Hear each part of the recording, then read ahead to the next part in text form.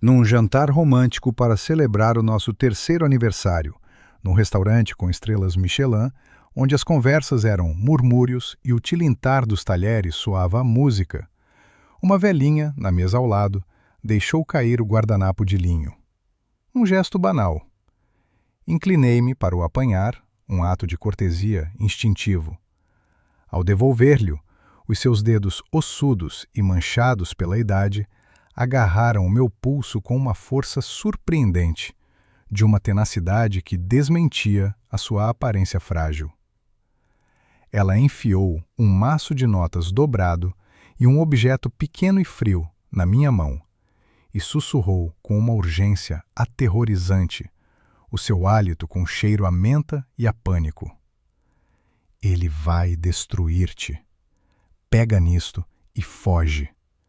Estação de Santa Polônia, Cacifo 382. Não olhes para trás.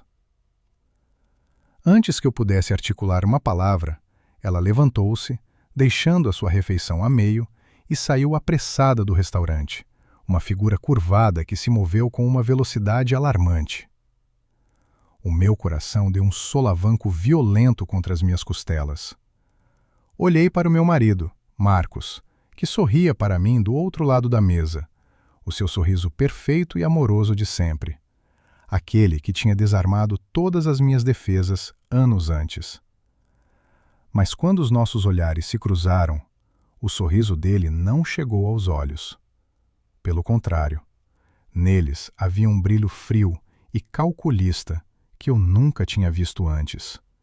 E o seu queixo contraiu-se por uma fração de segundo, uma microexpressão de fúria contida que fez um calafrio percorrer a minha espinha.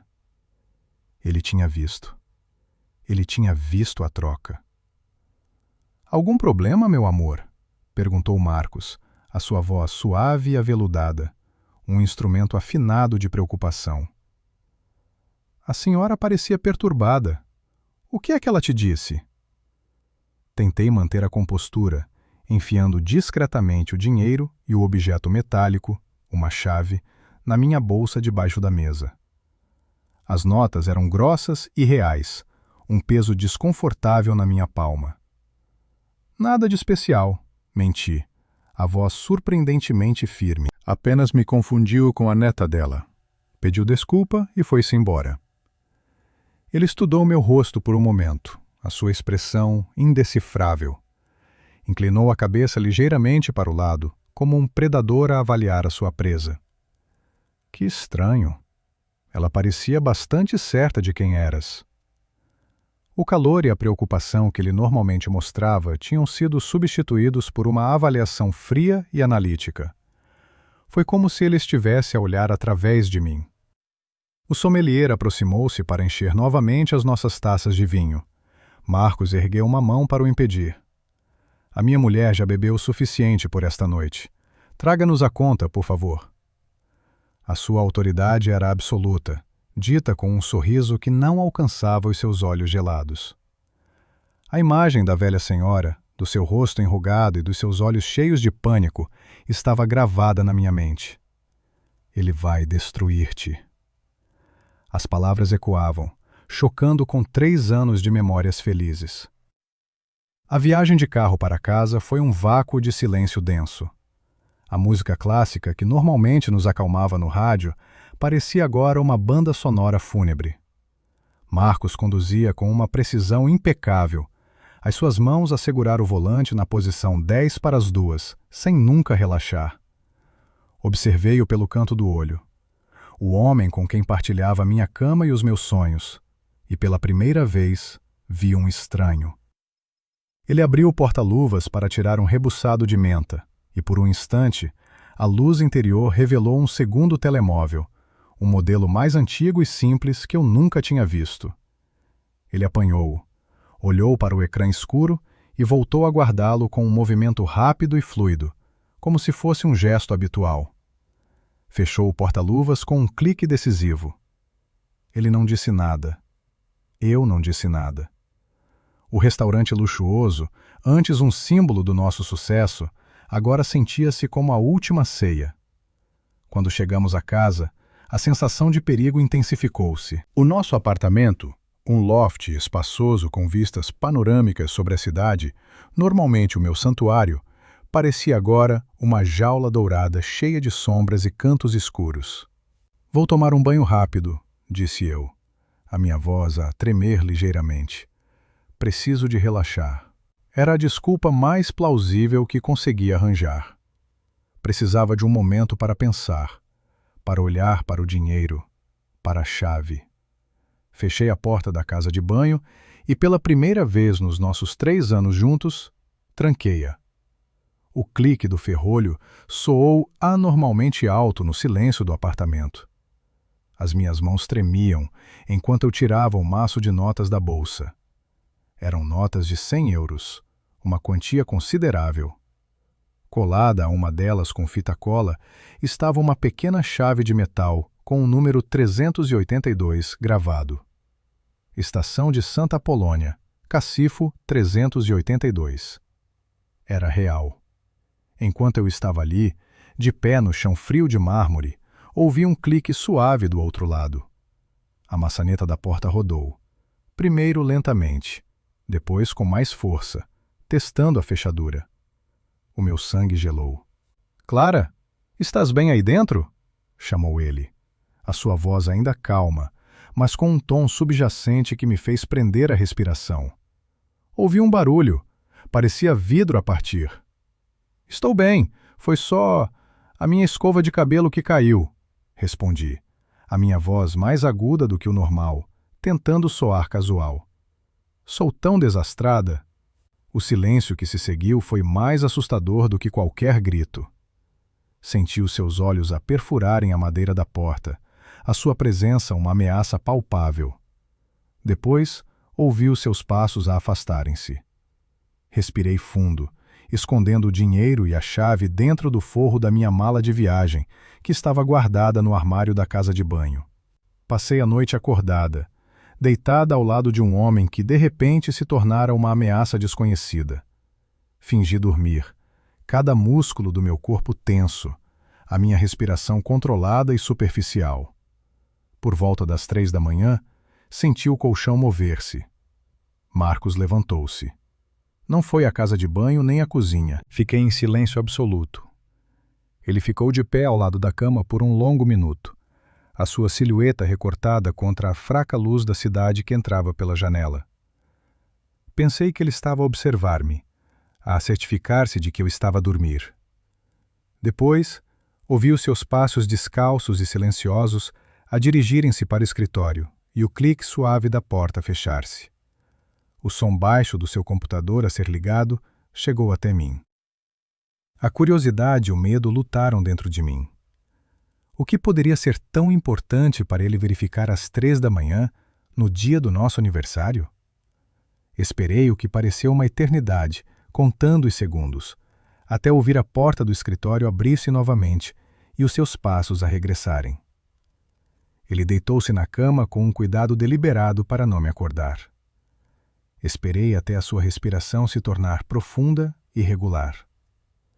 Levantei-me sorrateiramente da cama. Cada tábua do chão era um potencial traidor.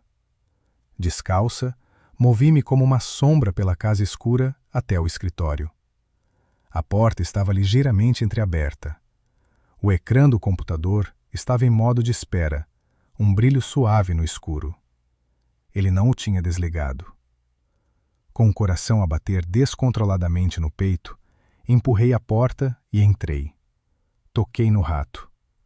O ecrã iluminou-se, revelando uma troca de e-mails aberta. O remetente era a sua mãe, Beatriz, uma mulher que sempre me tratara com uma frieza polida que eu confundira com reserva. O assunto era simplesmente: o problema Clara. O meu corpo inteiro ficou rígido. Não era apenas o assunto. Era o conteúdo do último e-mail, enviado por Beatriz há menos de 1 hora. Marcos, a paciência está a esgotar-se. O ativo está a tornar-se instável e imprevisível. O incidente no restaurante esta noite com a minha contacto foi um risco inaceitável e uma quebra de protocolo. Temos de acelerar o cronograma. O problema Clara Precisa de uma solução permanente antes do final da semana, antes que ela comprometa toda a operação. A transferência final depende disso. Queima o telemóvel secundário, sem mais erros. Ativo. Contacto. Operação. Solução permanente. As palavras dançavam à frente dos meus olhos, desprovidas de qualquer sentido, e ao mesmo tempo, terrivelmente claras. A velha senhora era um contacto da mãe dele? Estava a tentar ajudar-me ou era uma armadilha? Com as mãos a tremer, peguei no meu telemóvel. Tinha de ter uma prova. Apontei a câmera para o ecrã, tentando focar. Um barulho. Uma tábua do chão rangeu no corredor. Pânico. Ele estava a voltar. Num movimento desesperado, tirei uma fotografia rápida e desfocada. Desliguei o ecrã do telemóvel e mergulhei para trás de uma poltrona de cor volumosa no canto mais escuro do escritório, encolhendo-me. A porta abriu-se no mesmo instante. Marcos entrou, uma silhueta imponente contra a luz fraca do corredor. Ele não acendeu a luz. Ficou parado, a perscrutar a escuridão, a sua cabeça a virar-se lentamente. Os meus pulmões ardiam pela falta de ar. Ele deu um passo em direção à secretária, o seu olhar passando por cima do ecrã, agora adormecido. A sua sombra caiu sobre mim, um manto frio e escuro. Ele parou, a poucos centímetros do meu esconderijo, como se tivesse sentido uma mudança no ar. Ouvi-o inspirar profundamente, um som animal no silêncio mortal da noite. O meu sangue transformou-se num ruído branco nos meus ouvidos. Com a mão a pairar sobre o rato, hesitei, o cursor a pescar sobre um ficheiro de áudio anexado a um dos e-mails de Beatriz. Ignorei-o por enquanto. A minha prioridade era o texto. As minhas mãos tremiam tanto que os cliques do rato soavam como batidas de dentes. Abri o e-mail mais recente de Beatriz. A linguagem era fria, corporativa. Assunto: atualização do ativo C. Marcos, a paciência do conselho está a esgotar-se. O ativo está a começar a fazer demasiadas perguntas sobre as transferências para as contas offshore e os movimentos financeiros da Fundação. Precisamos de acelerar o plano de contingência. Os documentos que o Dr. Almeida preparou precisam da assinatura dela até sexta-feira, sem falta. Convence-a de que é um investimento de capital de risco para o nosso futuro. Usa o teu charme habitual. A resposta de Marcos, enviada apenas algumas horas antes, era ainda mais arrepiante. Mãe, eu sei. O jantar de aniversário foi uma manobra de apaziguamento. Ela está dócil, mas a semente da desconfiança foi plantada. Ontem à noite, no restaurante, houve um incidente não planeado. Uma mulher mais velha abordou-a. Tenho 90% de certeza que era a Helena. Preciso de verificar as câmaras de segurança do perímetro. Helena. O nome atingiu-me como um soco no estômago. Era esse o nome da mulher. Como é que ele a conhecia? A mensagem seguinte de Beatriz era curta e brutal, desprovida de qualquer emoção. Se foi a Helena, trata do assunto. Imediatamente. Aposenta-a. Não podemos ter pontas soltas ou sentimentalismos a comprometer a fase final. Quanto a Clara, se a abordagem suave não funcionar, passamos ao protocolo alternativo. Lembra-te do que aconteceu com a Sofia. Eficácia acima de tudo. Sofia. O nome pairou no ar, uma presença fantasmagórica no escritório silencioso. Quem era Sofia? Ele nunca tinha mencionado esse nome. O meu estômago revirou-se. Com movimentos frenéticos, procurei o nome Sofia na caixa de entrada. Encontrei uma cadeia de e-mails de há 4 anos, antes de nos conhecermos. A linguagem era a mesma, fria e desapaixonada. Falavam de uma mulher chamada Sofia, a sua ex-noiva. As mensagens descreviam como ela se tinha tornado difícil, excessivamente inquiridora sobre as origens do patrimônio familiar e uma ameaça aos interesses estratégicos da família. A última mensagem sobre ela, enviada por Marcos à sua mãe, tinha apenas uma linha. Assunto: resolução do problema S. O problema Sofia foi resolvido permanentemente. Ela não nos vai incomodar mais. Resolvido permanentemente. Não havia menção de uma separação, de um adeus, de um coração partido. Apenas a finalidade clínica de um relatório de negócios. O chão pareceu desaparecer debaixo dos meus pés. A Helena não estava a ser dramática no restaurante. Ela estava a tentar salvar a minha vida. Um clique suave no corredor. O som de Marcos a virar-se na cama. Congelei. Recuei do computador com um movimento brusco, batendo com a anca na beira da secretária. O rato caiu no chão com um baque surdo. Parei de respirar. O silêncio que se seguiu foi absoluto. Depois de uma eternidade, ouvi a sua respiração voltar ao ritmo lento e profundo do sono. Tinha de sair. Agora. A minha mente, antes turva de pânico, tornou-se afiada como vidro partido. Cada segundo contava. Descalça, movi-me pelo apartamento como uma sombra, evitando a terceira tábua do chão do corredor que sempre rangia. No nosso quarto, a luz da cidade desenhava a silhueta pacífica de Marcos na cama. O contraste entre a sua aparência serena e a monstruosidade que eu acabara de descobrir era nauseante. Agarrei uma mochila que usava para o ginásio. Com movimentos econômicos e precisos, enfiei lá dentro o dinheiro e a chave que Helena me tinha dado, um passaporte, um carregador portátil e uma sweatshirt escura. Troquei os meus sapatos de salto por uns tênis de corrida. Ao passar pela porta da frente, parei. O painel do alarme. Marcos tinha insistido num sistema de segurança de última geração. Código de desativação ou o alarme silencioso seria acionado, alertando não a polícia, mas uma empresa de segurança privada que respondia diretamente a ele. Respirei fundo. O código era o aniversário dele. Sempre fora. Mas algo me disse. Era demasiado óbvio. Uma armadilha. Lembrei-me do e-mail. O problema Sofia. A data da última mensagem sobre ela. Tentei essa combinação de números. 408. Uma luz verde piscou. O sistema desativou-se. Uma onda de frio percorreu-me. Ele usava a data em que se livrara da sua última noiva como código de segurança. Desci as escadas de emergência em vez do elevador. Cada lance de escadas era um passo para longe da mentira que tinha sido a minha vida. Na garagem, o meu modesto carro utilitário estava ao lado do seu elegante desportivo alemão. Por um momento, olhei para as fotografias de nós os dois a sorrir em viagens exóticas que ainda estavam presas ao parasol. Uma mentira. Uma cena de crime à espera de acontecer. Arranquei-as e enfiei-as no bolso. Quando rodei a chave na ignição, o som do motor pareceu um tiro no silêncio da noite.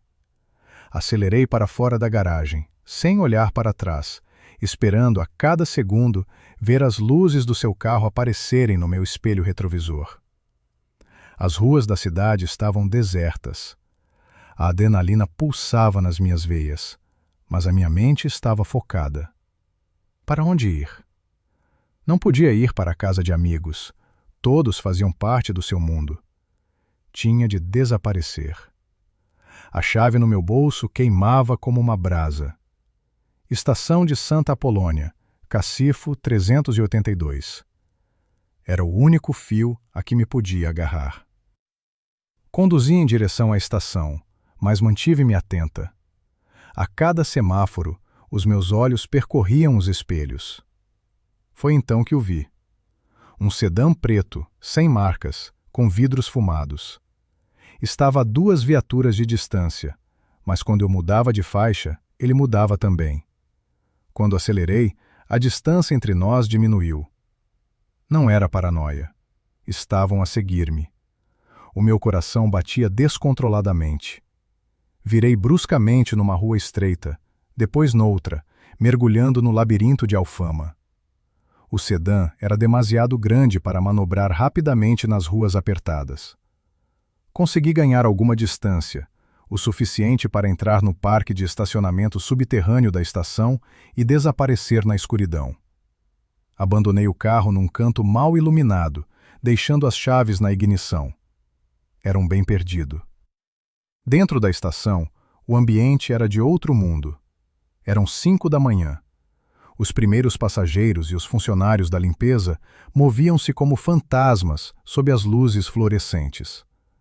Com o capuz da sweatshirt a cobrir o meu rosto, procurei a secção dos cacifos. 382. A chave de metal estava fria na minha mão trêmula. Inseria na fechadura, o som do metal a raspar pareceu ecoar por toda a estação. Rodei-a. A porta abriu-se com um clique. Lá dentro não havia dinheiro. Havia uma pequena mochila de lona. Abri-a ali mesmo, usando meu corpo para bloquear a visão. Dentro, encontrei um telemóvel pré-pago, já carregado, um passaporte português com a minha fotografia, mas com o nome Ana Pereira, vários maços de notas de euros e um pequeno disco rígido externo. Helena não me tinha dado apenas uma fuga. Tinha me dado um kit de sobrevivência, uma nova identidade e uma arma. Sentei-me num banco frio, de costas para a parede, observando as entradas e saídas. Liguei o telemóvel que Helena me deixou. Havia apenas um contacto guardado.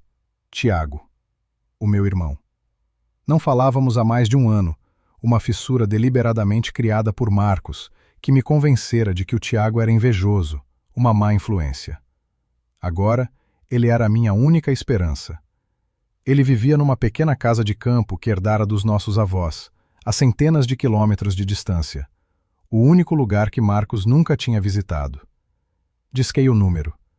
As minhas mãos não tremiam mais. Estavam geladas e firmes. Ele atendeu ao terceiro toque, a sua voz sonolenta e áspera. "Estou?" disse ele. "Tiago? Sou eu, a Clara", sussurrei, a minha voz rouca. Houve um longo silêncio, pesado com um ano de palavras não ditas. "Clara, sabes que horas são? São 6 da manhã." As lágrimas que eu tinha reprimido começaram a escorrer pelo meu rosto, silenciosas e quentes. "Preciso da tua ajuda. Estou em apuros, em grandes apuros." Ouvi-o suspirar do outro lado. "Que tipo de apuros? O teu príncipe encantado esqueceu-se de comprar o iate certo?" A amargura na sua voz era palpável. "Não é nada disso", disse eu, a urgência a sobrepor-se à dor. "Tiago, escuta-me. O Marcos não é quem tu pensas. Ele não é quem eu pensava. A vida dele, a nossa vida, é uma mentira. E eu estou em perigo. Perigo real." Outro silêncio. "O que é que ele te fez?" A sua voz mudou, a irritação substituída por uma centelha de preocupação. "Não posso explicar pelo telefone. Eles podem estar a ouvir. Preciso de ir ter contigo. Preciso de um lugar seguro para me esconder." "Clara, isto é uma loucura. Foge de casa às 6 da manhã e liga-me a falar de conspirações?" "Lembras-te da Operação Pirata?" perguntei, a minha voz a quebrar. Era um nome de código que usávamos em crianças quando precisávamos de ajuda imediata, sem perguntas. O tom dele mudou completamente. Desapareceu a sonolência, a raiva, a amargura. Restou apenas a voz do meu irmão mais velho. "Onde estás?" "Santa Apolônia, mas acho que me seguiram. Abandonei o carro." "Ok, não saias daí. Fica no meio da multidão. Vai ao café que fica perto da plataforma 8. Pede um galão e senta-te numa mesa de canto, de frente para a porta. Não fales com ninguém. Vou arranjar uma forma de te ir buscar. Vou demorar algumas horas. Sê a Ana Pereira do teu novo passaporte. Não sejas a Clara. Entendido?" "Entendido", sussurrei, a gratidão a sufocar-me. "Tiago, não digas mais nada", cortou ele. "Apenas sobrevive até eu chegar aí. E Clara? Destrói esse chip do teu telemóvel antigo. Agora." A chamada terminou. Expliquei-lhe tudo. A minha voz era um fio fino e trêmulo, rompendo-se enquanto relatava a cronologia surreal da noite anterior. A velhinha, a força dos seus dedos ossudos, o aviso sibilado, o brilho nos olhos de Marcos, o e-mail, o nome Sofia, que pairava como um fantasma. Cada palavra que eu proferia parecia mais insana que a anterior. Esperei a inevitável reação, que ele me chamasse de louca, que dissesse que a pressão me tinha finalmente quebrado, que desligasse o telefone. Em vez disso, o silêncio do outro lado da linha foi preenchido apenas pelo som da sua respiração, lenta e controlada. "Onde estás exatamente?" perguntou ele, a sua voz despojada de qualquer sonolência, agora afiada, séria e alerta. Dei-lhe o nome da estação de serviço numa pequena cidade a meio caminho da sua, o primeiro sítio onde me senti segura o suficiente para parar. "Não saias daí. Tranca as portas do carro. Não fales com ninguém. Vou ter contigo. Levo cerca de 4 horas, talvez menos, se pisar no acelerador. Apenas fica segura, Clara." A sua calma, a sua aceitação imediata e inquestionável foi como uma âncora no meio da minha tempestade de pânico. Pela primeira vez em 12 horas, um minúsculo e frágil vislumbre de esperança perfurou a escuridão. Sentei-me no meu carro no parque de estacionamento quase vazio da estação de serviço, a observar as poucas pessoas que entravam e saíam, a abastecerem os carros, a comprarem café, a viverem as suas vidas normais e abençoadamente ignorantes. Senti-me como uma fantasma, presa entre o meu passado aterrorizante e um futuro que era uma página em branco e assustadora. As 4 horas que se seguiram foram uma tortura em câmara lenta. Cada carro que entrava na autoestrada fazia o meu coração saltar para a garganta. Cada sedã escuro parecia ser o dele. Deitei o banco para trás, fora da vista, mas a cada 10 minutos a paranoia vencia-me e eu sentava-me para espreitar por cima do painel. Abri a mochila que Helena me tinha dado, não para contar o dinheiro, mas para tocar nos objetos, para me certificar de que eram reais. O passaporte com o rosto de Ana Pereira, o disco rígido externo, liso e frio, e um pequeno pedaço de papel dobrado que eu não tinha notado antes, enfiado num bolso lateral. Nele, escrito com uma caligrafia apressada e tremida, estava uma sequência de números: 18.25.03 e uma única palavra: arquivo. Não fazia qualquer sentido, mas guardei-o, sentindo que era mais uma peça do puzzle. Quando o Ford Fiesta velho e amolgado do Tiago finalmente apareceu, parecendo um anacronismo ferrugento entre os carros modernos, a tensão que me mantinha hirta desfez-se. Saltei do carro e corri para ele. Ele saiu do seu e abriu os braços. Enterrei o meu rosto no seu ombro, o cheiro familiar do seu casaco de flanela, a tabaco e a terra, a desfazer o último vestígio do meu autocontrolo. Solucei convulsivamente, libertando o medo e a angústia que tinha engarrafado.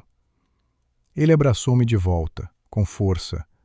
Uma das suas mãos a segurar a minha cabeça, sem dizer uma palavra, apenas deixando-me chorar até os soluços se transformarem em suspiros trêmulos. "Vamos sair daqui", disse ele finalmente, a sua voz um murmúrio suave junto ao meu ouvido. Guiou-me para o seu carro. "Deixa o teu carro aqui por agora. Vamos dar queixa do roubo mais tarde, longe daqui. Por agora, é um localizador GPS à espera de ser ativado." Durante a viagem para sua casa, com o zumbido monótono da estrada a servir de pano de fundo, contei-lhe todos os detalhes, desta vez com mais clareza, mostrando-lhe o dinheiro, a chave, o disco rígido e o bilhete enigmático. Ele ouviu atentamente, os seus nós dos dedos brancos no volante, o seu rosto a ficar mais sombrio a cada palavra. "Eu nunca gostei dele, Clara", disse ele quando eu terminei, a sua voz grave. "Havia algo nele, demasiado polido, demasiado perfeito. Lembras-te da tua festa de aniversário há 2 anos? Quando a tua amiga Sofia, a outra Sofia, a tua amiga de infância, derramou vinho no tapete dele? A forma como ele sorriu e disse: "Não faz mal", mas os músculos do maxilar dele contraíram-se. Ele passou o resto da noite a isolar-te dela subtilmente, a fazer piadas que só tu e ele entendiam, a criar um círculo de dois. Na altura pensaste que era romântico. Eu vi-o como ele era, um predador a separar a presa do rebanho. Tentei avisar-te, mas tu estavas tão apaixonada. Senti uma pontada de culpa aguda e vergonha. Eu sei. Desculpa, Tiago. Eu fui uma idiota. Devia ter te ouvido. Ele abanou a cabeça, os seus olhos fixos na estrada. Não é altura para isso. Ele enganou-te porque é isso que ele faz. Agora, precisamos de um plano. Precisamos de usar o que a Helena te deu. Precisamos de descobrir o que está naquele disco rígido. Quem era a Sofia Andrade? E por que é que a Helena arriscou a vida por ti? E precisamos de o fazer antes que eles te encontrem. A casa do Tiago era um santuário de desordem organizada, o oposto exato da minha vida esterilizada e moderna com Marcos. Estava cheia de livros empilhados, ferramentas espalhadas, projetos de carpintaria a meio e o cheiro a madeira, terebintina e terra. Era real, era segura. Enquanto o Tiago fazia café forte numa cafeteira italiana antiga, eu liguei o seu computador portátil velho e barulhento. A primeira coisa que fizemos foi ligar o disco rígido externo. Estava protegido por uma palavra passe. Tentamos todas as combinações óbvias. O meu nome, o nome de Marcos, Sofia, Helena. Nada. Tentamos os números do cacifo. 382. Falhou. Frustrada, lembrei-me do bilhete. 18.25.03. Arquivo. Tiago, a palavra. Arquivo. E estes números. Ele olhou por cima do meu ombro. 18.25.03. Pode ser uma data. Ou uma referência. O que é que aconteceu a 3 de março de 1825? Uma pesquisa rápida revelou nada de relevante. E se não for uma data? E se for uma referência de um arquivo?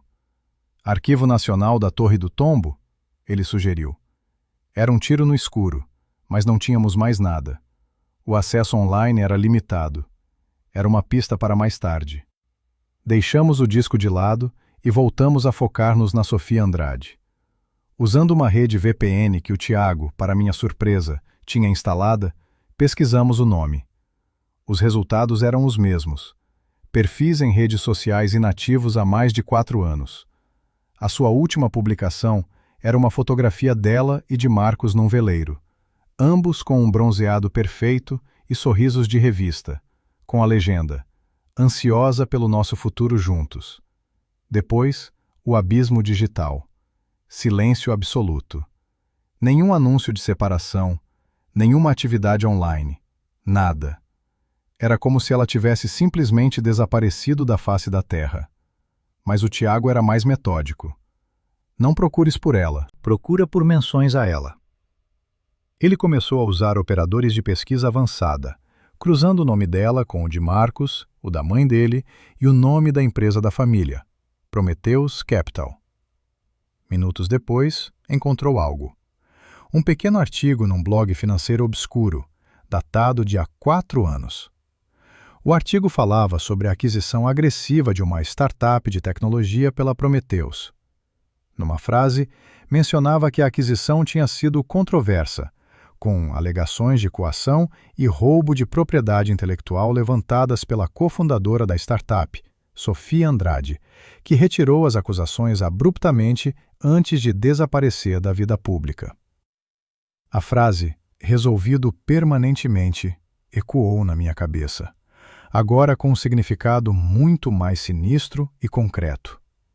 Ela não era apenas uma noiva inconveniente. Ela era um obstáculo de negócios. O nosso próximo passo foi encontrar a Helena. A única pista que tínhamos era a fotografia antiga e o facto de ela ter sido arruinada pela família de Marcos.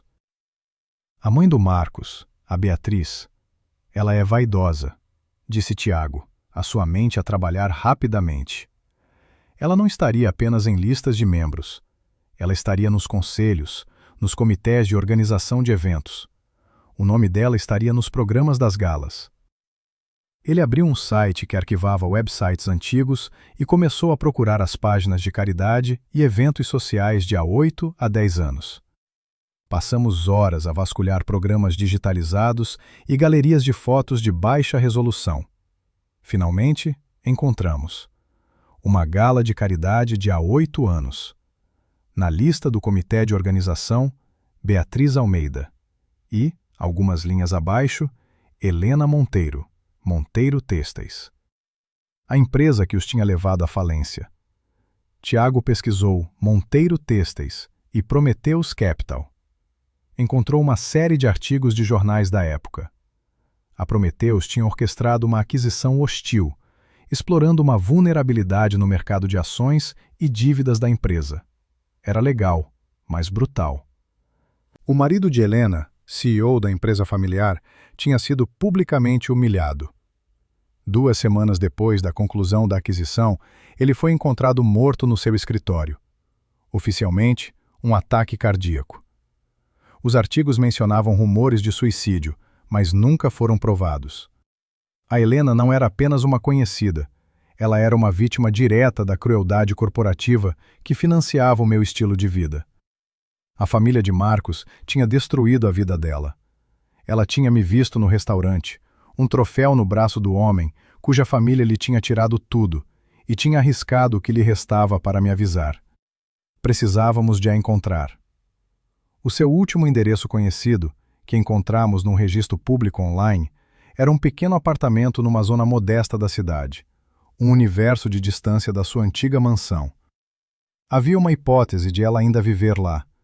Era um risco monumental voltar à cidade. Era o último lugar onde eles esperariam que eu fosse, mas também o lugar com mais olhos. Eu vou sozinho, disse o Tiago firmemente. Tu ficas aqui. Não, recusei imediatamente. Fui eu que ela ajudou. Eu tenho de ir. Ela pode não falar contigo. Ela tem de me ver, de saber que eu acreditei nela. Discutimos, mas ele viu a determinação nos meus olhos. Elaboramos um plano cuidadoso. Compramos uma caixa de tinta de cabelo preta e barata numa farmácia 24 horas. Na pequena casa de banho do Tiago, cortei o meu cabelo comprido e loiro de forma irregular, com uma tesoura de cozinha, e pintei-o de um preto artificial e baço. Vesti umas roupas velhas e largas do Tiago. Ao espelho, a mulher que me olhava de volta era uma estranha pálida e assustada. Era a Ana Pereira. Partimos antes do amanhecer. A viagem de volta foi um exercício de controlo do pânico. Cada carro que se mantinha atrás de nós por mais de 1 minuto parecia uma ameaça. A meio do caminho, fomos parados numa operação stop de rotina. Um polícia jovem apontou uma lanterna para dentro do carro. Boa noite. Documentos, por favor. Entreguei-lhe o passaporte de Ana Pereira, a minha mão perfeitamente firme. Um feito que me surpreendeu. Ele examinou o documento, depois apontou a luz para o meu rosto. Os seus olhos demoraram-se 1 segundo a mais do que o necessário. Está tudo bem, senhora? Parece um pouco pálida. É só o cansaço da viagem, senhor guarda, respondi, a minha voz calma e nivelada. Ele devolveu-me o passaporte. Podem seguir. Boa viagem. Quando arrancamos, libertei o ar que nem sabia que estava a prender. Tiago estacionou a 3 ruas de distância do prédio de Helena, um bloco de apartamentos anônimo e desgastado pelo tempo. A cidade que eu tinha fugido parecia agora um território inimigo. Ok, disse ele, virando-se para mim. Eu vou primeiro. Vou verificar se há alguém a vigiar o prédio. Se estiver tudo limpo, entro. Tu esperas 5 minutos e depois vens ter comigo. Entras diretamente no elevador, 3º andar, porta B. Não fales com ninguém. Ele entregou-me um dos seus telemóveis pré-pagos. Se eu não te ligar ou mandar mensagem em 20 minutos, não venhas atrás de mim e não chames a polícia.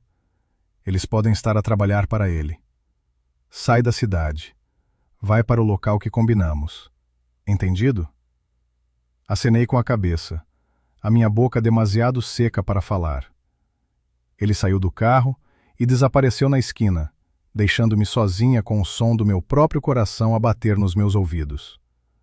Os 20 minutos mais longos da minha vida tinham acabado de começar. Os 20 minutos que se seguiram foram uma anomalia temporal, cada segundo esticando-se numa eternidade de borracha, apenas para se contrair num instante de puro pânico a cada par de faróis que virava a esquina. Sentei-me no carro do Tiago, encolhida no banco do passageiro, a observar as sombras a dançarem sob as luzes da rua, transformando cada transeunte num perseguidor, cada carro que abrandava numa ameaça iminente. A minha imaginação, o motor descontrolado, projetava os piores cenários no para-brisas.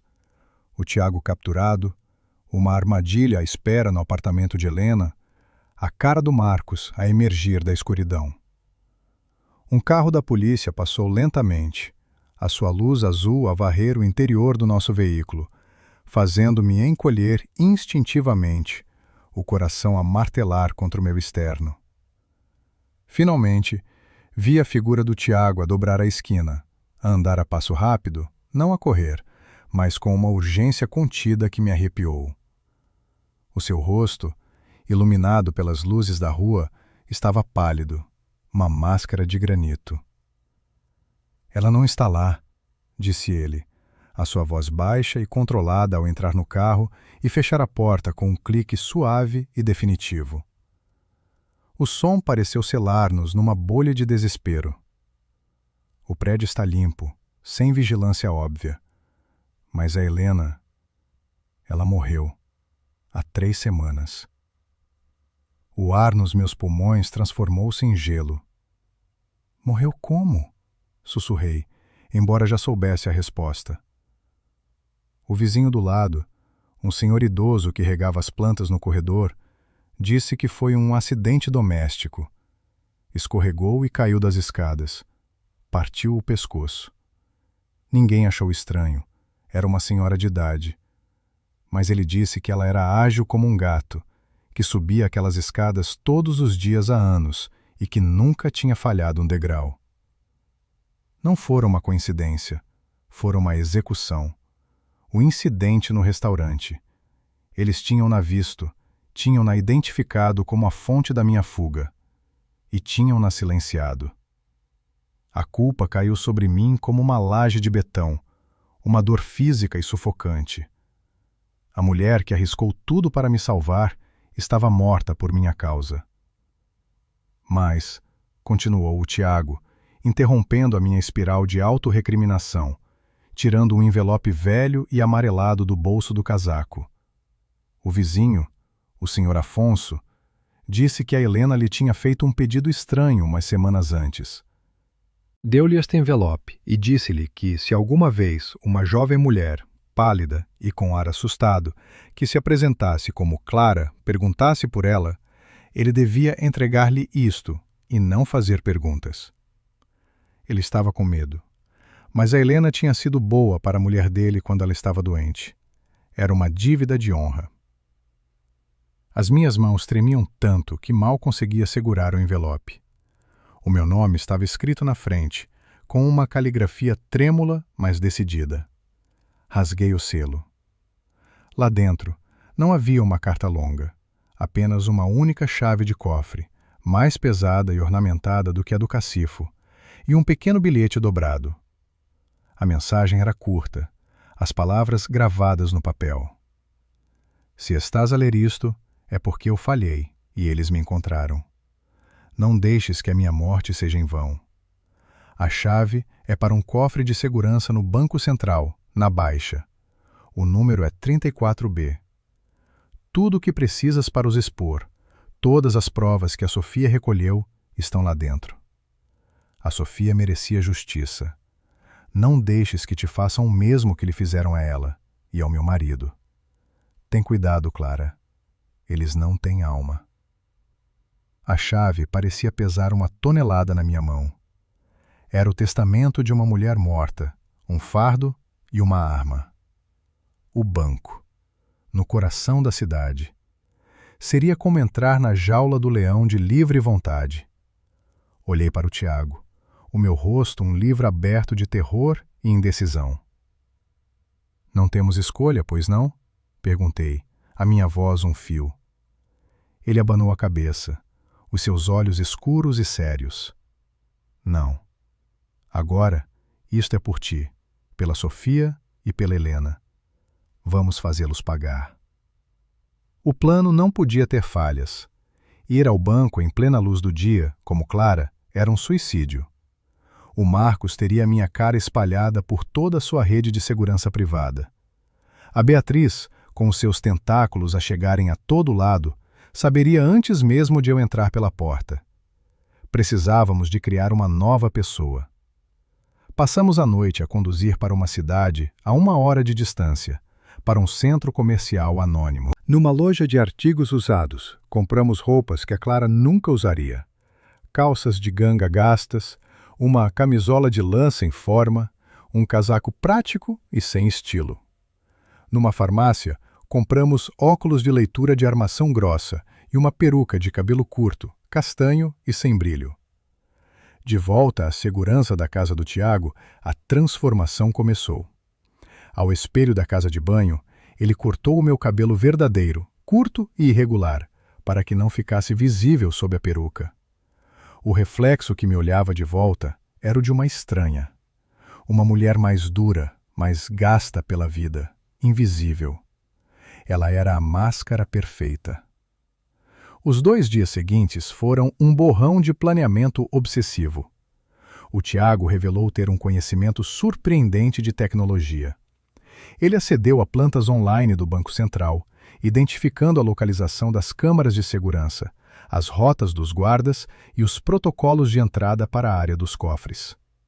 O maior obstáculo, para além da minha identidade, era desviar a atenção. O Marcos estaria focado na minha procura. Precisávamos de lhe dar um incêndio maior para apagar. O plano do Tiago era arriscado, perigosamente ilegal, mas brilhante. Ele iria usar uma série de telemóveis descartáveis para fazer uma chamada anônima para a sede da Prometheus Capital, a empresa da família de Marcos, reportando uma ameaça de bomba num dos seus edifícios mais importantes do outro lado da cidade. A chamada seria feita exatamente 15 minutos antes da hora marcada para eu entrar no banco, criando o caos máximo e puxando os recursos de segurança do Marcos para longe do meu alvo. No dia D, o meu estômago era um nó de nervos gelados. O Tiago entregou-me uma identidade falsa, Ana Pereira, o nome do passaporte de Helena, que ele tinha mandado fazer através de um contacto obscuro. A fotografia era eu, disfarçada, mas a qualidade era impecável. Lembra-te, sê a Ana, disse ele, segurando os meus ombros, a sua expressão intensa. A Ana está cansada, um pouco aborrecida, e só quer tratar dos seus assuntos e ir para casa. A Clara não existe. Despedimo-nos à entrada da estação de comboios, um medo frio a instalar-se no meu peito. E se esta fosse a última vez que o via? Tem cuidado, mana, disse ele, a sua voz um murmúrio. Apanhei o comboio para o centro da cidade, sentindo-me completamente anônima no meio da multidão matinal. Cada olhar na minha direção parecia uma acusação. O Banco Central era um edifício de granito imponente, um bastião de riqueza e segredos que me pareceu uma fortaleza impenetrável. Respirei fundo e entrei. O ar era frio e cheirava a dinheiro e a cera de chão. Dirigi-me ao balcão da área dos cofres de segurança, o meu coração a bater um ritmo irregular contra as minhas costelas. Mostrei a chave e a identidade de Ana Pereira a um funcionário de área entediado, cuja etiqueta de identificação dizia Sr. Moraes. Ele examinou a identidade, virando-a sob a luz. A conta está em nome de Helena Monteiro, disse ele, a sua voz monótona. A senhora é a executora testamentária autorizada? O meu sangue gelou. Não tínhamos previsto isto. Sim, menti, a minha voz surpreendentemente firme. Ela era minha tia-avó. Deixou-me instruções no seu testamento. O Sr. Moraes olhou para o ecrã do seu computador, franzindo o sobrolho. A conta está marcada como inativa há vários anos. Vou precisar da aprovação do gerente, o Sr. Bastos. O Sr. Bastos era um homem de meia idade, impecavelmente vestido, com olhos pequenos e perspicazes que pareciam ver através do meu disfarce. Ele levou-me para o seu escritório de vidro. Senhora Pereira, começou ele, juntando as pontas dos dedos. Compreenda que temos de ser cautelosos. A senhora Monteiro era uma cliente antiga, mas não houve qualquer movimento nesta conta durante quase 8 anos. Pode apresentar a documentação que a nomeia como executora? O pânico ameaçou subir-me pela garganta. Claro, disse eu. A minha mente a trabalhar a uma velocidade vertiginosa. Os documentos estão no meu advogado. A minha tia Helena era uma pessoa muito privada. Ela deu-me esta chave e disse-me que eu saberia o que fazer quando chegasse à altura. Pensei em vir primeiro verificar o conteúdo do cofre antes de iniciar os procedimentos legais formais. Olhei-o nos olhos, tentando projetar uma imagem de honestidade ingênua. Ele estudou-me por um momento que pareceu durar uma vida. Depois, para meu absoluto espanto, ele relaxou. Compreendo. A velha guarda era assim. Muito bem. Vou autorizar o acesso. Apenas desta vez. Mas para qualquer acesso futuro, precisará da documentação oficial. O alívio foi tão intenso que quase me deixou tonta. O Sr. Moraes guiou-me por um corredor silencioso até uma porta de aço maciço. O ar na sala dos cofres era frio e rarefeito.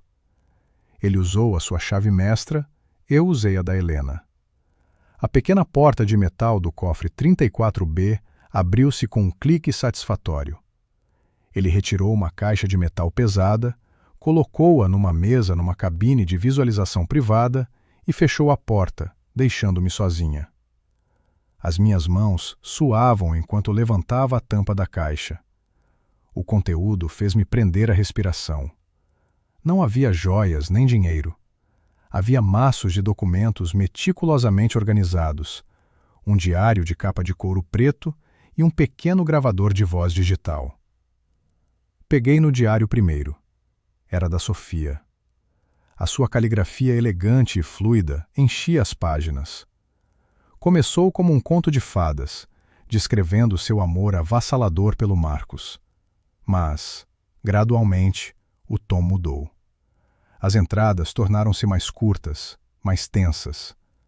Ela descrevia o seu crescente mal-estar, a forma como o Marcos se tornara subtilmente controlador, a maneira como a sua sogra, Beatriz, a minava com elogios envenenados, e como ela, com a sua formação em finanças, tinha começado a notar irregularidades gritantes nas contas da fundação da família. A última entrada do diário era datada de 4 anos antes, e a caligrafia estava apressada, quase ilegível.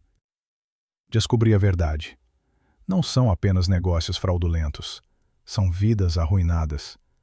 A família Monteiro, os Andrade, os Vargas e a lista continua. É um padrão.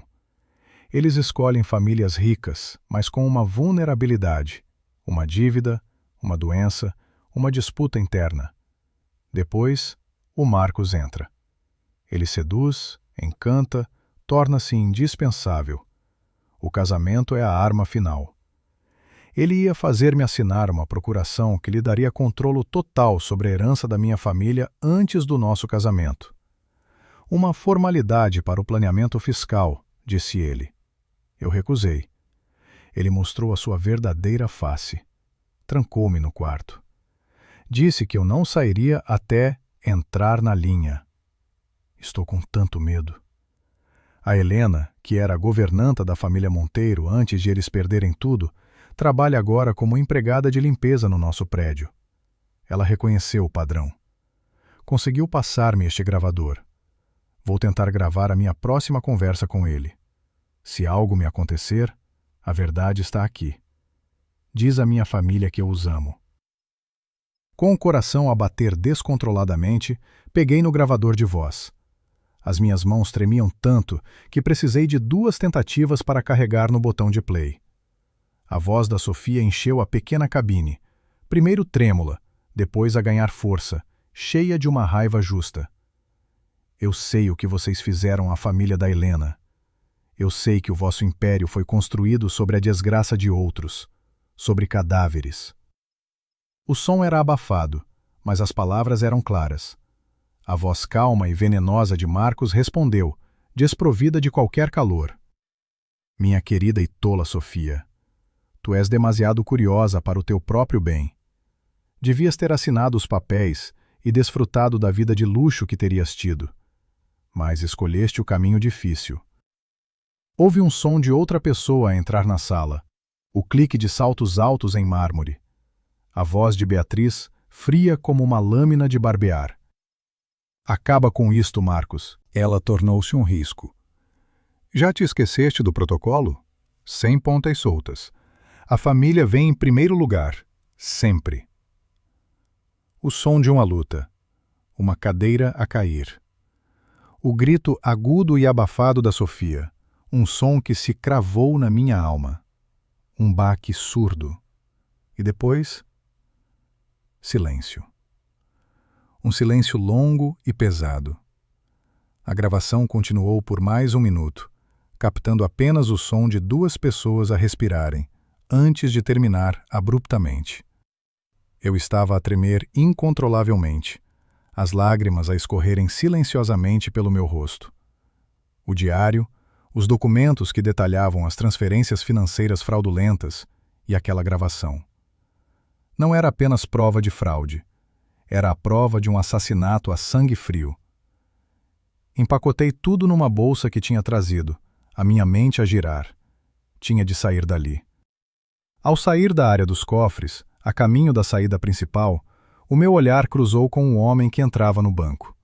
Um homem alto, de cabelo grisalho, a usar um fato caro. Doutor Valente, o advogado principal de Marcos e da sua família.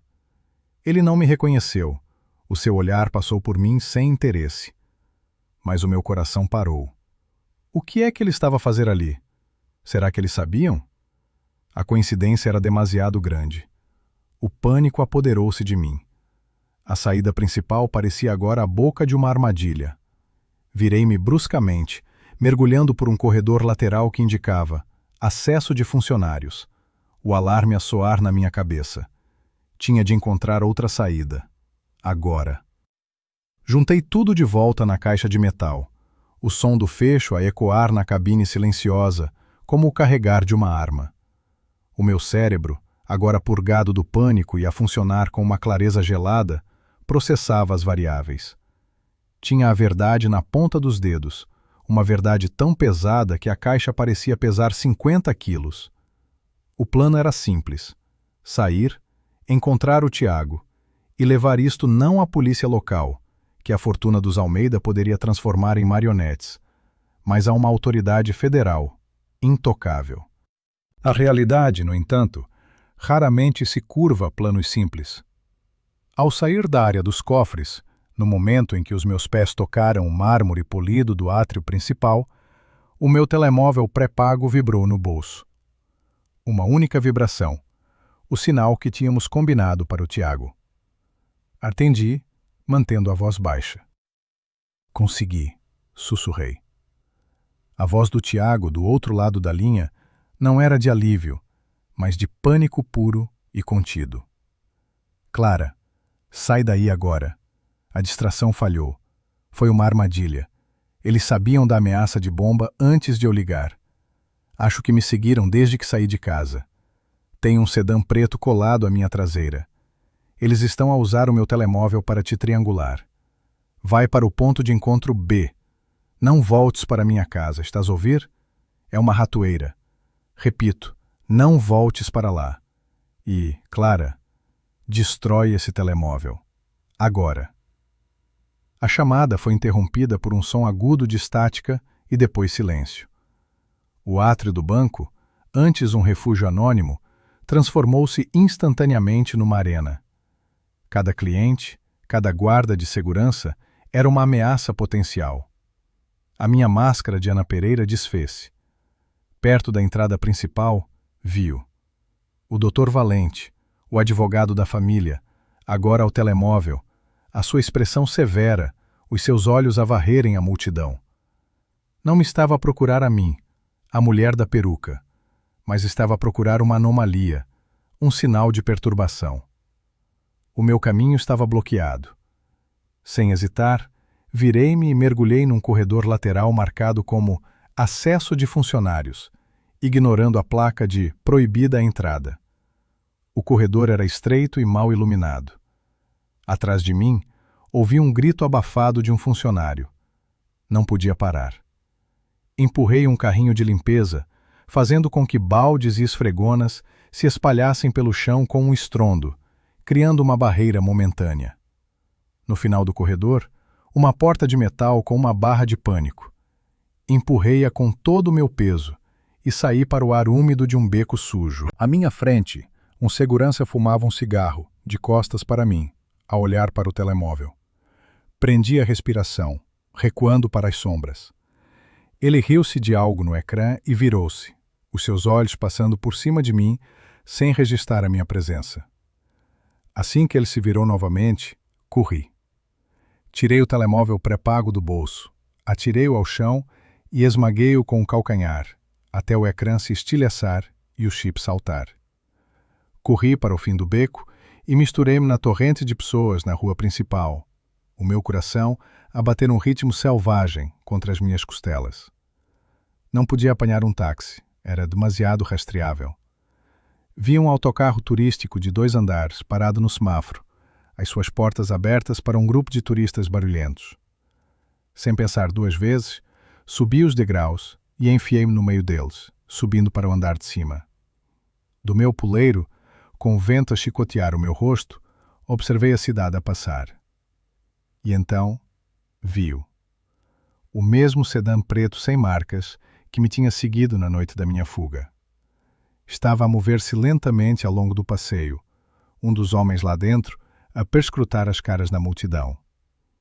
Eles tinham perdido o meu rasto, mas estavam a patrulhar a área, a fechar o cerco.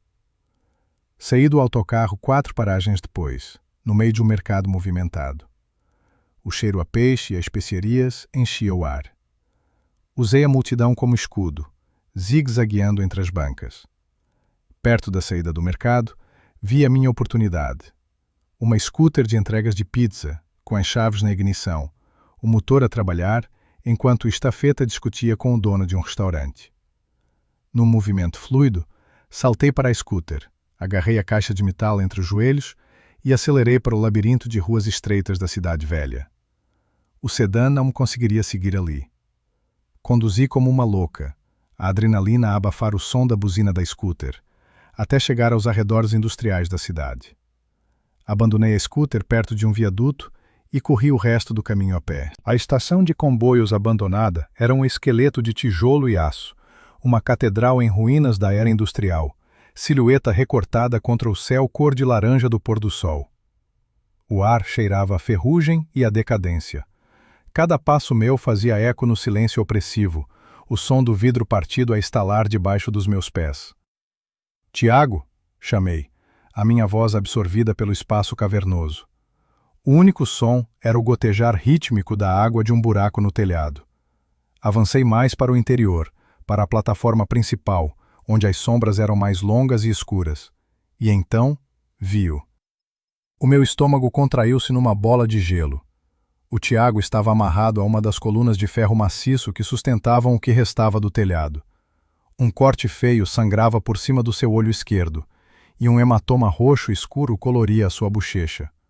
Ao lado dele, encostado a uma pilha de caixotes, estava um homem corpulento de cara fechada, a limpar as unhas com um canivete. E no centro da plataforma, como atores num palco macabro, estavam Marcos e a sua mãe, Beatriz. Marcos usava um casaco caro sobre uma camisa de linho, parecendo mais um anfitrião a receber convidados do que um sequestrador. Beatriz, envolta num casaco de cachemira, observava-me com um desdém divertido, como se eu fosse um inseto interessante. «Bem-vinda, Clara. Que bom que pudeste juntar-te a nós», disse Beatriz, a sua voz suave e sedosa, mas com um subtexto de aço. «Estávamos a ficar preocupados, e vejo que trouxeste de volta os nossos pertences de família. Marcos deu um passo em minha direção, o sorriso caloroso que ele costumava usar completamente ausente. O que restava era a geometria fria de um predador. Devias ter ficado em casa, meu amor. Eu dei-te um mundo perfeito. Tudo o que tinhas de fazer era desfrutar dele. Mas, tal como a Sofia, não conseguiste deixar as coisas como estavam, sempre a fazer perguntas. "O que é que vocês lhe fizeram?" gritei, a minha voz a tremer de raiva, ecoando pela estação. Beatriz riu-se, um som seco e sem alegria, como folhas secas a serem esmagadas. "Não é maldade, Clara. É limpeza. Nós removemos as partes fracas do sistema para que as fortes possam prosperar. A Sofia era fraca. A Helena tornou-se imprudente. O teu irmão..." Ela fez um gesto displicente na direção do Tiago. "É um dano colateral infeliz. Mas tu foste a maior desilusão de todas. Agora, se é uma boa menina e dá-nos a caixa." Olhei para o rosto do Tiago. Apesar do medo nos seus olhos, ele abanou a cabeça subtilmente, um movimento quase imperceptível. Não ceder. Se eu lhes entregasse a caixa, a nossa utilidade terminaria. Estávamos mortos. O meu olhar varreu o ambiente desesperado, procurando uma arma, uma saída. O chão estava coberto de detritos, vigas de madeira podre, metal retorcido. E então, o meu olhar fixou-se numa alavanca de mudança de via, vermelha e enferrujada, a poucos metros de mim. Estava ligada a um conjunto de carris que passavam a centímetros da coluna onde o Tiago estava amarrado. E, ao longe, ouvi um som fraco, mas rítmico, um clac, clac, clac, que se aproximava lentamente. O comboio de carga noturno. O Tiago tinha me dito que ainda usava uma das linhas exteriores da estação. Uma linha que passava mesmo por ali. Uma ideia, perigosa e incrivelmente estúpida, começou a formar-se. "Tudo bem", disse eu, a minha voz surpreendentemente calma. Levantei a caixa de metal. "Vocês ganharam. É vossa." Dei um passo em frente, depois outro, como se estivesse a render-me. Marcos relaxou, um sorriso de vitória a espalhar-se pelo seu rosto. O homem corpulento guardou o canivete, antecipando o fim do trabalho. Quando estava a apenas 3 metros deles, com toda a força que consegui reunir, não lhes atirei a caixa. Arremessei-a para o lado, para uma pilha de chapas de metal soltas encostadas à parede. O impacto produziu um estrondo ensurdecedor, um barulho de metal a rasgar metal que ecoou pela estação como um trovão. Por uma fração de segundo, todos se viraram para o som. Marcos, Beatriz, o Brutamontes. Foi a única distração de que eu precisava. Corri para a alavanca. Estava dura, presa pela ferrugem e pelo desuso.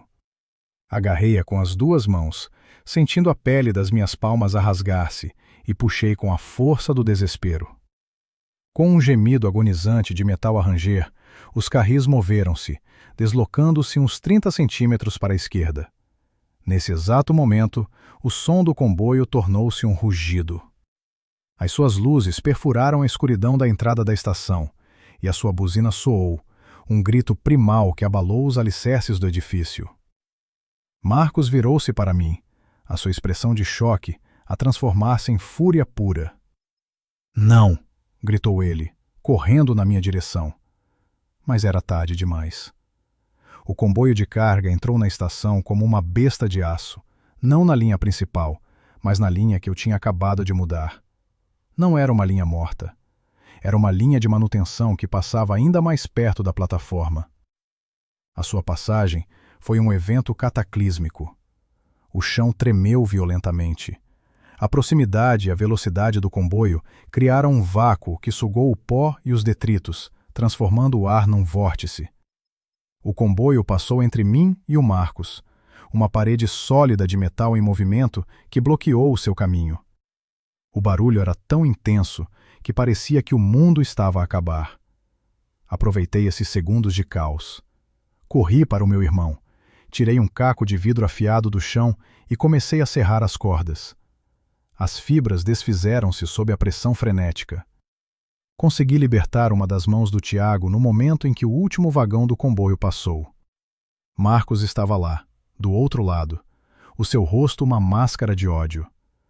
Mas o comboio não tinha sido a minha única arma. A vibração tinha sido a gota de água para a estrutura decrépita. Uma viga de suporte de madeira, podre e encharcada, soltou-se do teto e desabou com um estrondo, não sobre o Marcos, mas sobre o homem corpulento que estava a tentar alcançar a caixa, esmagando-o sobre uma nuvem de pó e lascas. Beatriz gritou, um som agudo de raiva e frustração. "Peguem neles!" sibilou ela. Marcos contornou os destroços, mas nós já estávamos em movimento. O Tiago, livre, agarrou num pedaço de cano de ferro. Corremos, não para a entrada principal, mas para uma secção desmoronada da parede do fundo, saltando sobre carris e entulho. Marcos estava logo atrás de nós. "Vocês não vão a lado nenhum!" rugiu ele. O Tiago virou-se e atirou o cano de ferro com toda a sua força. Não acertou no Marcos, mas atingiu um antigo painel de controle elétrico na parede, que explodiu numa chuva de faíscas, criando uma barreira de fogo e fumo. Escapamos pela abertura na parede para a noite fria, o som dos gritos furiosos de Marcos a ecoar atrás de nós. Corremos até os nossos pulmões arderem, até as luzes da estação serem apenas um brilho doentio no horizonte. Escondidos atrás de um contentor de lixo, encontramos a caixa de metal, amolgada mas fechada, onde tinha deslizado. Naquela noite, não fomos a nenhuma autoridade. Estávamos feridos, exaustos e a ser caçados. Escondemo-nos num armazém abandonado que o Tiago conhecia dos seus dias de exploração urbana. À luz de um único isqueiro, examinamos o nosso tesouro. "Não podemos ir à polícia", disse o Tiago, a sua voz rouca. "A teia deles é demasiado vasta. Vão enterrar isto. Vão enterrar-nos a nós."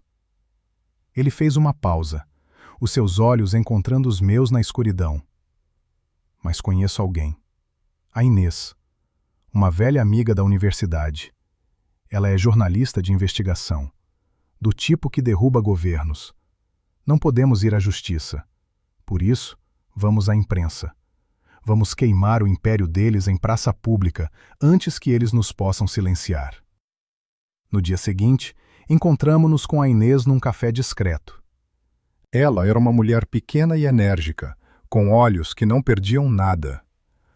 Ouviu a nossa história com um ceticismo profissional, mas quando lhe mostramos o diário, os documentos e, finalmente, tocamos a gravação de voz no pequeno dispositivo, a sua expressão mudou.